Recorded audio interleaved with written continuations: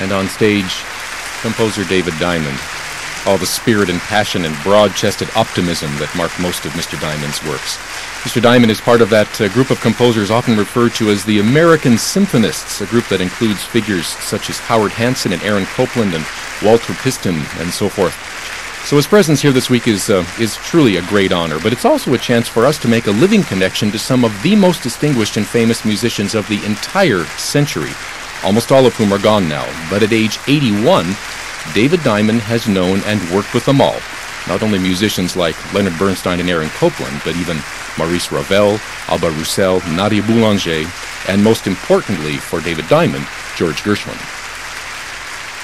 Gershwin was the one who encouraged me most because he was among the first. He was a judge on a competition that Paul Whiteman sponsored for young American composers in the fall of 1934, and he was among the judges.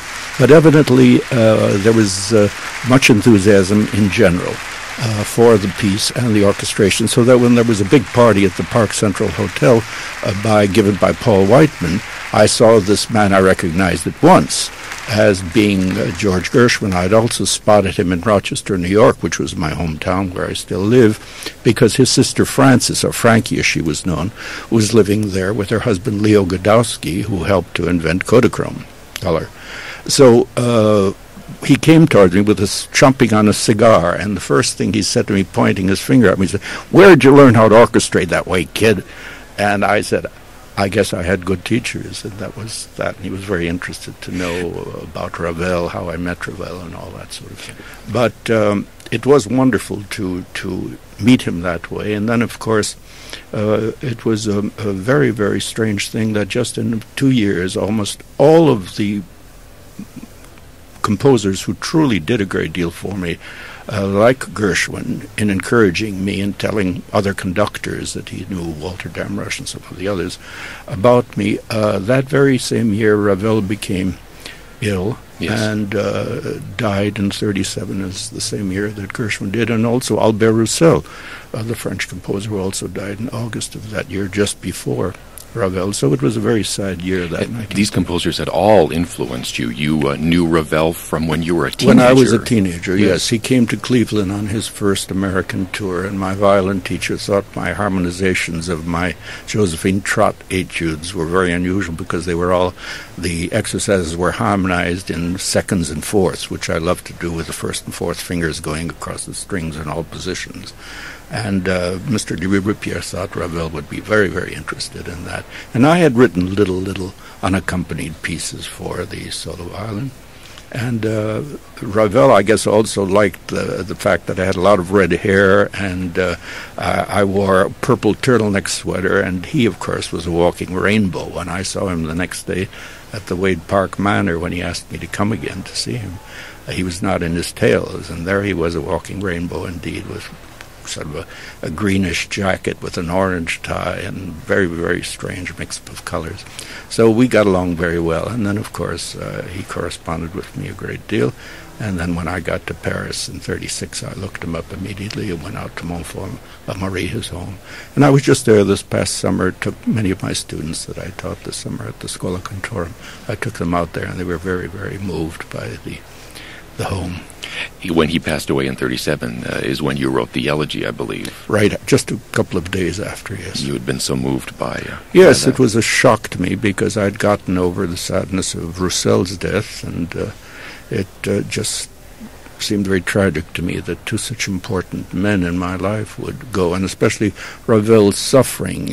He was all right in 1936 and fairly good right up until, I would say, July of 1937. But when it got to be August and September, there was an operation. They weren't really looking for a tumor, but they did find an embolism, and the aphasia had set in, because while he did recognize me, he had trouble remembering his own music, which was very shocking and sort of extremely moving at the same time to see him struggling to figure out what that tune was.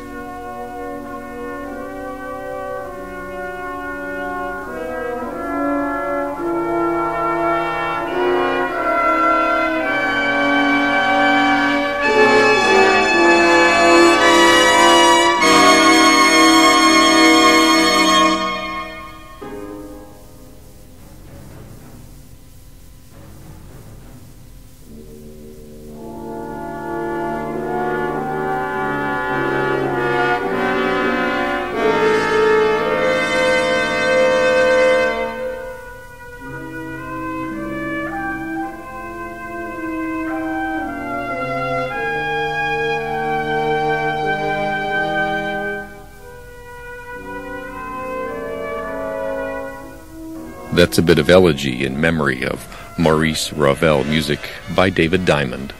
You were mentioning earlier literature as well. It was right around that same time that you interacted with E. E. Cummings, wasn't it? That was in 35, yes. Tom was published as a book, and I saw it in the window of Joe Kling's bookstore on 8th Street in New York City.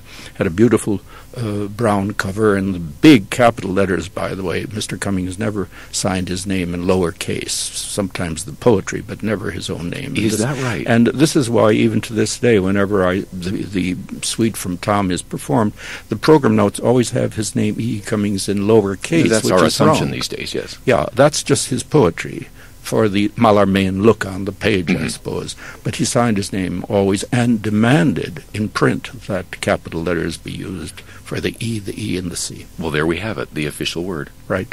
Capital letters. And this was then the ballet that you composed. Yes, and so I wrote for his permission. I was knocked out by it. And I found out about Lincoln Kirstein having commissioned it. Mr. Cummings asked me to come over when I had completed 2 or 3 scenes from it, and I played things from the ballet for him. And he had Paul Rosenfeld, the music critic for the Dial magazine, come over, and he invited Stokowski over. And a patron of Cummings's, named Cary Ross, very fine poet, sent me to Paris to meet with Massine and try to get it produced there. But Massine, throw out the libretto, throw out the scenario, and we'll make divertissement. And of course I was a very cocky kid. I said, we will not make divertissement. And that was that.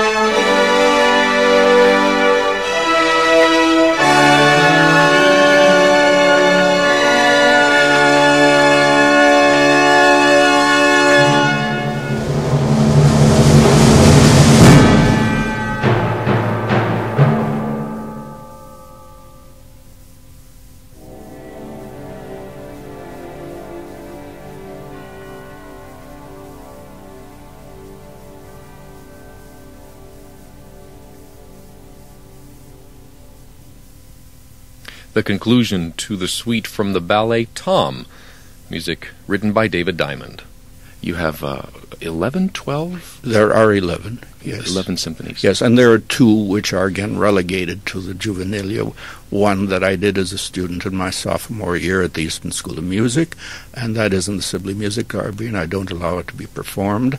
And then there was one that I wrote as a student of Roger Sessions, which I called the Second Symphony, and then I put those away, and I began my real symphony for Mr. Metropolis when I met him in New York.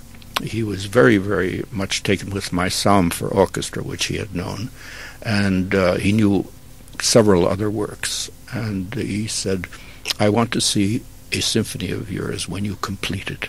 And that was all I needed, and I was at the artist colony Yaddo, and I began sketching at once, and when I had got to the completion of the 3rd movement and I began orchestrating the symphony, I sent a telegram off to 3 different conductors to see who would jump at it first. The first one to do so was Dmitri Metropolis. So he got it and performed it for the first time with the New York Philharmonic, and that's how we became friends. And then Mr. Metropolis was the first to premiere your rounds for string orchestra. He actually commissioned it. With